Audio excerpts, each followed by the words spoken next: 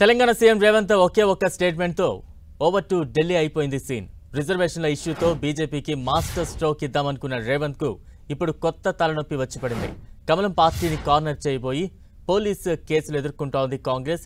ఏకంగా ఢిల్లీ పోలీసులు వచ్చి పీసీసీ చీఫ్ హోదాలో సీఎం రేవంత్ తో పాటు కాంగ్రెస్ సోషల్ మీడియా ఇన్ఛార్జ్ కు నోటీసులు ఇవ్వడం హాట్ టాపిక్ అయింది. రిజర్వేషన్లపై కేంద్ర హోంమంత్రి అమిత్ షా చేసిన వ్యాఖ్యలను వక్రీకరించారని ఫేక్ వీడియోను సోషల్ మీడియాలో వైరల్ చేశారన్న ఆరోపణలతో సీఎం రేవంత్ రెడ్డితో పాటు మరో 4 కాంగ్రెస్ నేతలకు ఢిల్లీ పోలీసులు నోటీసులు అందజేశారు. మే 1న ఉదయం 10:30కు ఢిల్లీ ద్వారకా సెక్టార్లోని పోలీసు ప్రత్యేక విభాగంలో విచారణకు హాజరు కావాలని తెలిపారు. ఆరోపణలపై వివరణ ఇవ్వాలని నోటీసుల్లో స్పష్టం చేశారు. రాష్ట్ర కాంగ్రెస్ సోషల్ మీడియా విభాగం chairman Manne Satish, coordinator Naveen, PCC కార్యదర్శి శివకుమార్, అధికార ప్రతినిధి ఆస్మా తస్లీంలకు ఢిల్లీ పోలీసు ప్రత్యేక విభాగం ఈ నోటీసులు జారీ చేసింది. గాంధీ భవన్లో రాష్ట్ర కాంగ్రెస్ లీగల్ సెల్ ఇన్ఛార్జ్ రామచంద్రారెడ్డికి వీటిని అందజేశారు. నోటీసులు అందుకున్న వారు మే 1న విచారణకు హాజరు కాకపోతే క్రిమినల్ ప్రొసీడింగ్స్ ప్రకారం చర్యలు తీసుకుంటామని తెలిపారు. ఢిల్లీ పోలీసుల నోటీసులపై సీఎం రేవంత్ రెడ్డి స్పందించారు. బీజేపీపై పోరాటం చేసే వారికి అమిత్ షా నోటీసులు ఇస్తున్నారని మండిపడ్డారు. సోషల్ మీడియాలో బీజేపీని ప్రశ్నించినందుకు తెలంగాణ ముఖ్యమంత్రినైన తనకు, గాంధీ భవన్ నేతలకు ఢిల్లీ పోలీసులు నోటీసులు ఇస్తున్నారని విమర్శించారు. ఎన్నికలు వచ్చినప్పుడల్లా మోదీ ప్రభుత్వం ఈడీ, సిబిఐ, ఐటీ అధికారులను పంపిస్తున్నారని ఆరోపించారు. ఇక గాంధీ భవన్ నుంచి తాజా అప్డేట్స్ అందించేందుకు మా ప్రతినిధి ప్రతాప్ సిద్ధంగా ఉన్నారు. ప్రతాప్,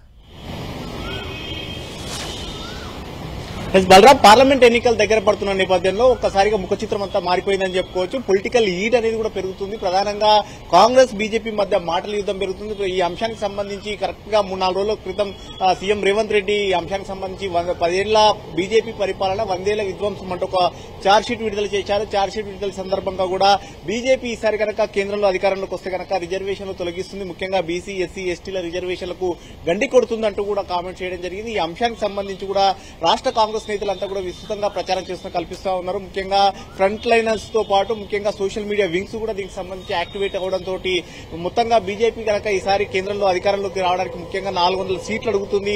2/3 మెజార్టీ వచ్చినట్లయితే కనుక ఖచ్చితంగా రిజర్వేషన్లు తొలగిస్తుందంటూ కూడా కామెంట్ చేయడం జరిగింది. ఈ అంశానికి సంబంధించి కూడా ఒక ఫేక్ వీడియో కూడా క్రియేట్ చేశారంటూ కూడా ఒక సర్క్యులేట్ అవుతుంది. ముఖ్యంగా అమిత్ షా జహీరాబాద్ వచ్చిన సందర్భంగా మాట్లాడిన అంశం ఏదైతే ఉందో, ముస్లింలకు రాష్ట్రం తెలంగాణలో ముస్లింలకు అమలవుతున్న రిజర్వేషన్ 3% రిజర్వేషన్ ఉందో 3-4% రిజర్వేషన్ సంబంధించిన వాటిని తొలగించి బీసీలకు ఇస్తామంటూ చేసిన కామెంట్స్ దానికి సంబంధించి కూడా ఒక వీడియో అయితే క్రియేట్ చేయడం జరిగింది. ముఖ్యంగా బీసీ, ఎస్సీ, ఎస్టీల రిజర్వేషన్ తొలగిస్తున్నారంటూ కూడా ఒక వీడియో సర్క్యులేట్ అయింది. ఆ వీడియోకి సంబంధించి కూడా తెలంగాణ కాంగ్రెస్ నుంచి అధికారిక ఖాతాలో షేర్ చేయబడింది. ఈ షేర్ తో తెలంగాణ కాంగ్రెస్ తో పాటు కొంతమంది ముఖ్యమైన నేతలంతా కూడా దీని వీడియోను షేర్ చేయడంతో ఢిల్లీ పోలీసులు చాలా రియాక్ట్ అయ్యారని చెప్పుకోవచ్చు. బీజేపీ చేసిన ఫిర్యాదు మేరకు కూడా ఢిల్లీ పోలీసులు ఈ అంశానికి సంబంధించి సీరియస్ గా తీసుకున్నారు. ముఖ్యంగా ఈ అంశం రిజర్వేషన్ అంశం చాలా సీరియస్ గా కావడంతో కాంగ్రెస్ బీజేపీ అయితే చాలా సీరియస్ గా తీసుకుందని చెప్పుకోవచ్చు. ఎన్నికల ముందు ఈ అంశం అలజడి రేపుతుందనేది ఒక అంచనాకు వచ్చిన పరిస్థితి కనపడతా ఉంది. ముఖ్యంగా రాష్ట్రానికి వచ్చిన హైదరాబాద్ కు వచ్చిన సందర్భంగా కూడా ఆర్ఎస్ఎస్ చీఫ్ కూడా ఈ అంశానికి సంబంధించి మాట్లాడుతూ తాము రిజర్వేషన్ కు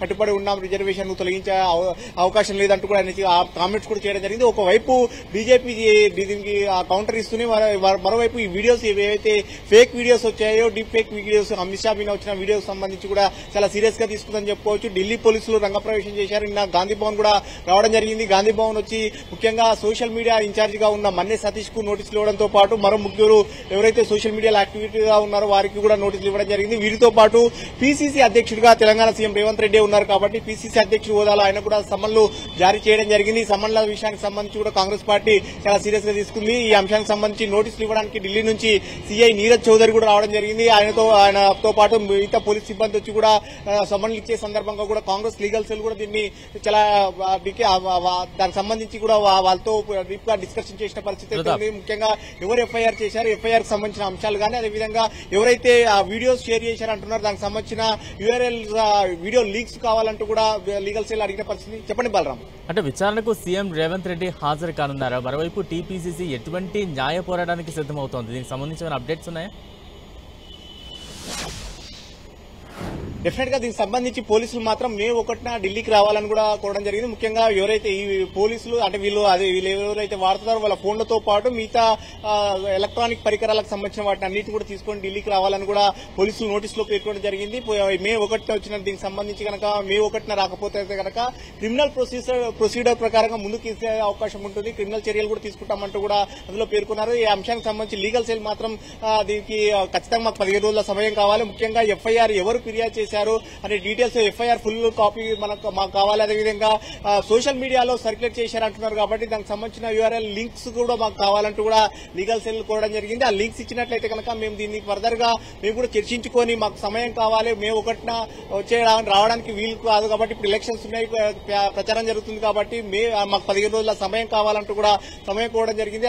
దీనికి సంబంధించి ఢిల్లీ పోలీసుల నుంచి ఎలాంటి రియాక్షన్ అయితే రావడం వాళ్ళు మాత్రం 1న మాత్రమే రావాలంటూ నోటీసులు ఇచ్చి వెళ్లారు కాబట్టి లీగల్ సెల్ కోరిన సమయానికి సంబంధించి ఎలాంటి రెస్పాండ్ అయితే కాలేదు. ప్రస్తుతం అయితే దీన్ని చూడాలి. వీళ్ళు ఒకవైపు ఢిల్లీ పోలీసులు మాత్రం మే 1న రావాలని కోరుతున్న నేపథ్యంలో కాంగ్రెస్ పార్టీ మాత్రం ఖచ్చితంగా 15 రోజుల సమయం కావాలి. దీనికి ముందుగానే తమకు ఎఫ్ఐఆర్ కాపీతో పాటు ఆ వీడియోస్ ఎవరైతే సర్క్యులేట్ చేశారంటున్నారో ఆ వీడియోకి సంబంధించిన లింక్స్ కూడా తమకు కావాలంటూ కూడా డిమాండ్ చేసిన పరిస్థితి ఉంది. కాబట్టి దీనికి సంబంధించి ఒకవేళ ఈ అంశానికి సంబంధించి పూర్తిగా ఎన్నికల ఎజెండాగా మారింది, ఎన్నికల ముందు కాబట్టి ఈ అంశం చాలా సున్నితమైన అంశం కావడంతో బీజేపీ కాంగ్రెస్ ల మధ్య మాటల యుద్ధం అయితే జరుగుతుందని చెప్పుకోవచ్చు. మరోవైపు కాంగ్రెస్ పార్టీ మాత్రం దీన్ని విస్తృతంగా జనంలోకి తీసుకెళ్లే ప్రయత్నం చేస్తుంది. కాంగ్రెస్ పార్టీకి సంబంధించిన అనుబంధ సంఘాలు గానీ అనుబంధ వింగ్స్ గానీ నిన్న అంతా మొత్తం కూడా దీనికి సంబంధించి రిజర్వేషన్ అంశాన్ని జనంలోకి విస్తృతంగా తీసుకెళ్లే ప్రయత్నం చేస్తున్నారు. ఈ అంశాన్ని బీజేపీ కూడా మరోవైపు సీరియస్ గా తీసుకుంటుంది. ఇది విస్తృతంగా జనంలో చర్చ జరిగినట్లయితే శాంతి భద్రత విఘాతం కలుగుతుంది, ఇలాంటి ఫేక్ వీడియోలు మనం సీరియస్ గా తీసుకుంటామంటూ కూడా బీజేపీ చెప్తున్న పరిస్థితి ఉంది. ఇప్పటికే బీజేపీ రాష్ట్ర శాఖ అధ్యక్షుడిగా కేంద్ర మంత్రి కిషన్ రెడ్డి కూడా స్పందిస్తూ రేవంత్ రెడ్డిని కోర్టుకి ఈడుస్తాం, న్యాయస్థానాన్ని ముందు నిలబెడతామంటూ కూడా కామెంట్ చేశారు. కాబట్టి ఈ అంశం చాలా సీరియస్ గా అయ్యే అవకాశం ఉంటుంది. ఈ అంశం ఎన్నికల ముందు సరిగ్గా మే 13కు ఇక్కడ పోలింగ్ ఉంటుంది కాబట్టి ఇంకొక 10-12 రోజులు మాత్రమే సమయం ఉంటుంది ఎన్నికల ప్రచారానికి. కాబట్టి ఇది మాటల యుద్ధం జరుగుతుంది. ఒకవైపు సీఎం రేవంత్ రెడ్డితో పాటు కాంగ్రెస్ సంబంధించిన మంత్రులు కానీ మిగతా నేతలంతా కూడా ఈ రిజర్వేషన్ అంశాన్ని ఎజెండాగా తీసుకొని ముందుకెళ్తున్న నేపథ్యంలో మరోవైపు బీజేపీ కూడా సీరియస్ గా తీసుకోవడంతో ఒక పొలిటికల్ ఎజెండాగా మారిందని చెప్పొచ్చు. Balaram. Right, thank you Pratap.